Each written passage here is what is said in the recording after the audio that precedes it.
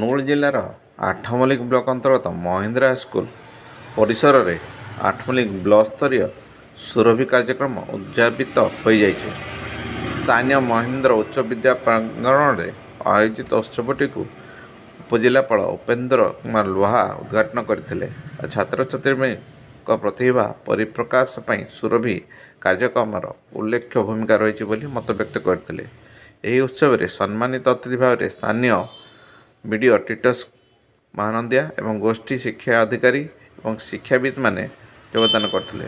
ବ୍ଲକର ପ୍ରାଥମିକ ବିଦ୍ୟାଳୟଠାରୁ ଆରମ୍ଭ କରି ଉଚ୍ଚ ପ୍ରାଥମିକ ବିଦ୍ୟାଳୟ ପର୍ଯ୍ୟନ୍ତ 211ଟି ଶିକ୍ଷାନୁଷ୍ଠାନର ଛାତ୍ରଛାତ୍ରୀମାନେ ଯୋଗଦାନ କରିଥିଲେ ଏବଂ ପରେ ବିଭିନ୍ନ ପ୍ରତିଯୋଗିତାରେ ଅଂଶଗ୍ରହଣ କରିଥିବା କୃତି ଛାତ୍ରଛାତ୍ରୀମାନଙ୍କୁ ପୁରସ୍କୃତ କରାଯାଇଥିଲା।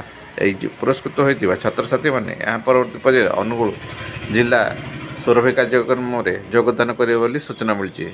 ଶେଷରେ ବିଭିନ୍ନ ଛାତ୍ରଛାତ୍ରୀମାନେ ତାଙ୍କ ବିଦ୍ୟାଳୟରୁ ଆସିଥିବା ସାଂସ୍କୃତିକ କାର୍ଯ୍ୟକ୍ରମ ପରିବେଷଣ କରିଥିଲେ।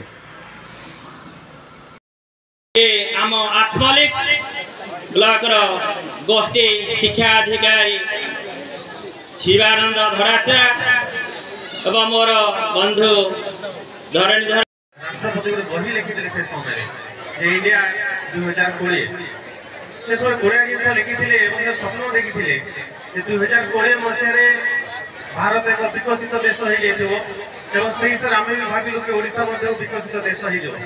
କିନ୍ତୁ 2025ରେ ବି ଆମେ ଭାବୁଛୁ କି ଆମେ ଆହୁରି ବିକଶିତ ହେବୁ, କେବଳ ଆହୁରି ସ୍ୱପ୍ନ ଆମ ଆଗକୁ ଯିବୁ। ତ ଏ ବିକଶିତ ଦେଶ ବିକଶିତ ରାଜ୍ୟ ଏବଂ ଶକ୍ତିଶାଳୀ ଦେଶରେ ବହୁତ ପାର୍ଥକ୍ୟ ରହିଯାଉଛି।